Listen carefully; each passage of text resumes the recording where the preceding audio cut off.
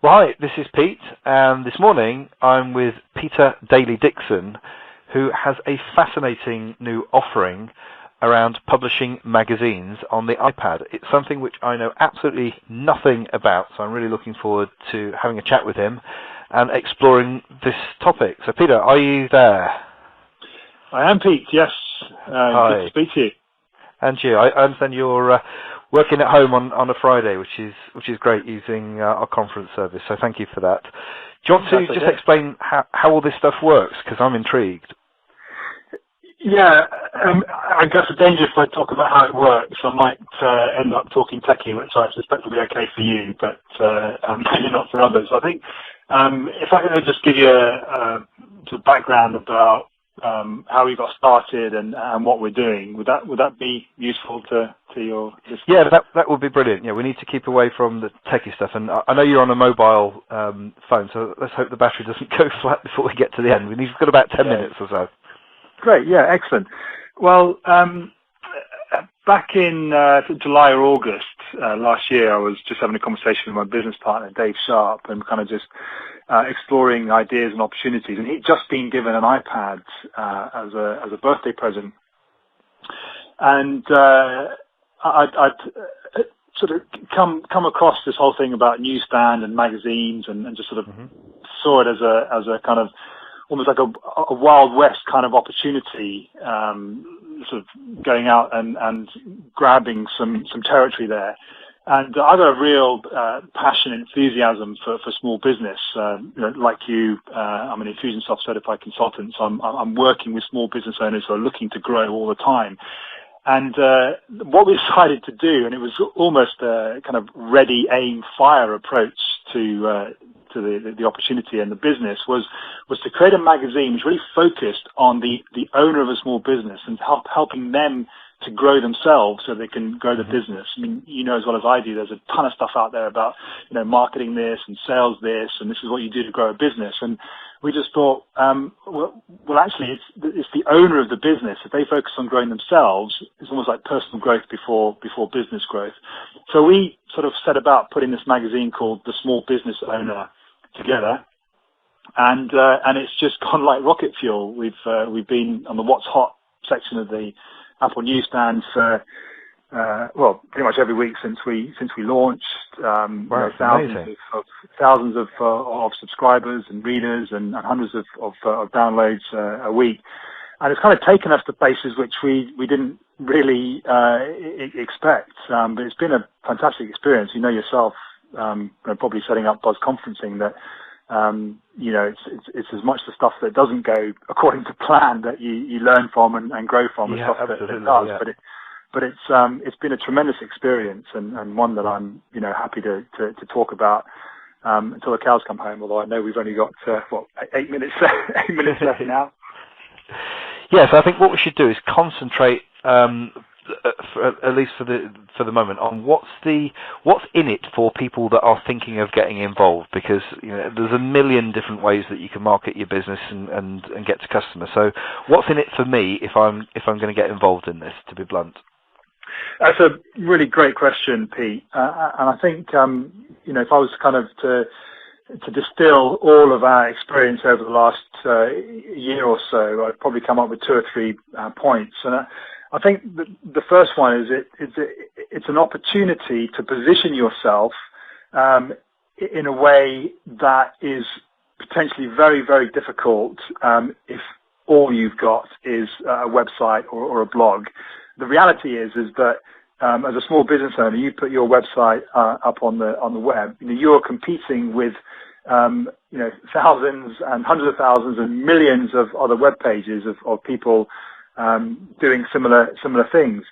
Whereas in the iPad environment, the newsstand environment, as I said earlier, it's really like the World Wide Web, the internet was maybe 10, 15 years ago. There's when we launched the Small Business Owner magazine last September, there was maybe only 3,000 or 5,000 other magazines on the iPad, some of which were in other languages. So it's an opportunity to position yourself as an authority in your market and your industry in a really credible way. Okay, so this is like, I'm thinking this is almost like getting a second chance at a land grab if you missed out on the first one, which was the World Wide Web and, to some extent, the mobile technology that's coming on. This is another chance to have a go and get it right and get in there quick. Is that right? That's an excellent summary. Yes, yeah, I would absolutely agree with you. Both my business partner and I, we have other businesses outside of the Small Business Owner magazine. Mine happens to be Infusionsoft, and we have both got significant amounts of business as a result of publishing publishing the magazine. That has attracted to us our ideal clients. But both of us work with small business owners, so the right people are being attracted to us because they see us. They get an iPad, they go to the newsstand, they type in. If you type in small business into the iPad, we're number 2. Wow. Wow. And I couldn't even think about doing that on Google or any of the other searches. So if you're listening to this and you're a small business owner and you have an identifiable market. If you're in business and you don't, then possibly something wrong. But you're in business, you got a solid business, you've got an identifiable market, you've got either worldwide, and that's the other thing about it is that we now have a global market. We've got people reading our magazine in I think 82 or 83 countries now. So it doesn't even have to be English. We could do this in any language, right? You can do it in any of the 135 languages that are on the iPad newsstand, iTunes stores. Yeah. Wow. So one is you've got an opportunity to position yourself at the top of your market, top of your industry.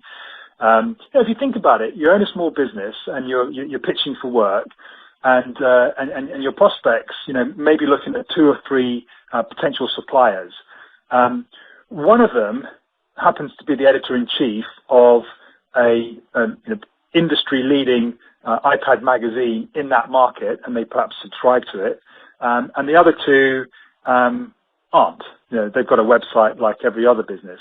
Well, as a prospect, aren't you going to be inclined to kind of just even spend a little bit more time with someone who's obviously the expert because they publish the magazine that's in that market? Does that make sense? It does, and as a business owner myself, the first thing I'm thinking, and I'm going to ask you the question directly, is, blimey, this sounds expensive, because I know in the past that I've spent tens of thousands of pounds on PR trying to get into some of the big name magazines, and a lot of small business owners don't have that kind of budget. So where does the decimal point go, Peter? How much is this going to cost if people want to have a go? Because I'm already excited about having to try myself. Yeah, the decimal point probably it's 4 figures realistically, and we're talking pounds here. I mean, obviously, if you have people listening in Russia or Indonesia, the decimal point's going to be in a different place. But you're talking about low 4 figures really to get established, and there's other factors involved. Do you go down the route of getting your own magazine app developed, or do you plug into an existing platform? So there's various things to consider. But either way, you're looking at a low 4-figure investment really to get started, which when you think about the sort of long-term potential for it is, and you've got a reasonable business to start with, is probably not much to consider. Okay, I like the sound of this. I'll be honest, I'm still not entirely sure what you guys do for me. So if I come to you and say, Peter, I want some of this, what can you offer me? And say roughly how much would it cost me to get involved? Say low 4 figures. Is that a couple of grand and I'm off the bat, or what? It's a great question. I'm smiling to myself, Pete, because one of the things that you said to me in the briefing before the call was no selling, and that's pretty easy for me because we don't have. And my business partner will probably shoot me for saying this. We don't really have a concrete offering at the moment. What we do have is an incredibly inspiring mission And ours is that over the next 5 years, we want to help 100 people, ordinary people who are brilliant at something or have a brilliant business, become the editors of their own, the editors-in-chief of their own magazine. And that will involve the couple of £1,000 investment, will involve the design of their magazine. We've developed your Infusionsoft. We developed the Infusionsoft systems, the automation, the magazine production process.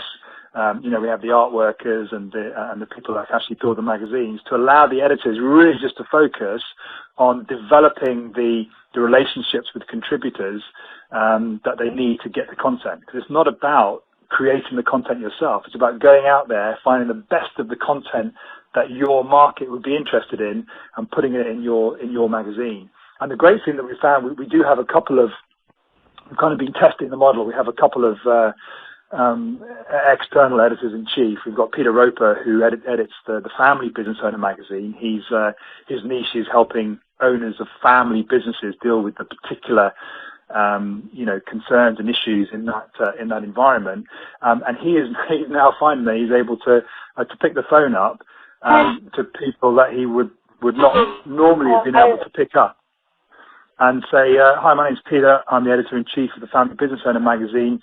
Really impressed with your business. Just wondering if I could, interview you for one of our upcoming issues." So he's kind of using it as a prospecting device. And on the front cover of the most recent issue of the Family Business Owner magazine was Richard Noble, the bloodhound, the land speed record guy. He just picked the phone up and was able to get an exclusive interview with him. Brilliant. So, it's very, very, very powerful. We have a problem though, Peter, in that we've been going for 12 minutes, and I try and keep these to around 10 so that people can listen to them while they're on their coffee break. But I'm just going to very quickly ask you to tell people how they can engage with you and how they can get in contact if they want further information, because I know that I do. I'm very, very intrigued to find out more. Great. Well, the easy thing I would say is that if from what you're hearing, that you'd like to kind of talk about what's possibly involved in becoming the editor-in-chief of your own magazine, or you kind of just want to take a much smaller step and talk to us about contributing to any one of our magazines. So we've got the Small Business Owner magazine, the Family Business Owner magazine, the Beauty Business Owner magazine, and the Beauty Business Owner niche. We've just launched a brilliant baking magazine. So if anyone has, baking in their kind of environment, and next year, January, we're launching the Global Real Estate and Property Investor magazine. So if you've got a business that could potentially supply or looking at the readers of any of those magazines, then email hello@sbointernational.org and just say, I'd like to contribute. Likewise, email hello@SBO, that's S for sugar, B for Bravo, O for Oscar, sbointernational.org, if you'd like to start a conversation about becoming the editor-in-chief of your own iPad magazine. And we'd be happy to talk to any of your listeners, Pete. Okay, thank you. And just to clarify, we say that it's low four figures to do your own magazine. Is there a way that people can contribute to other magazines without having to have such a large budget for some of the smaller companies that are on our our database? Certainly, as far as the magazines in our portfolio are concerned, 5 now. There's going to be 100 over the next 5 years. There's no cost to contribute. We're just looking for really great content to put into our beautifully designed and beautifully functioning magazine apps for the target markets of all of our editors. So if you've got something to say to any one of the readers of any of our magazines, we're not going to pay you to contribute. So you get to leverage the platform, if you like, of the newsstand, iPad newsstand, without the investment of becoming an editor. Because we put profile pics, we put links through to websites, we give a short bio. Of why this person has contributed this article and why you should probably click through to their website to find out more. I love it. This is a great opportunity. It's a chance to get in there early and really leverage some of the opportunities to get out to a new audience. So, Peter, we've gone on 15 minutes, far too long, but I couldn't cut you off, you see. I'm so interested in this. I'm sure other people will be. And I'd just like to say thank you for your time and wish you the best of luck with the magazines and SBO. And I'm sure we'll speak again before too long. So thanks ever so much for your time, Peter. I'll keep you posted, and good luck with Buzz Conference. I think you've got a fantastic platform there, and more people should be on it. I know I will be now, having used it for the first time with you. Brilliant. Thank you. Talk to you soon. Thanks, Bye Pete. for now. All the best. Bye-bye. Bye.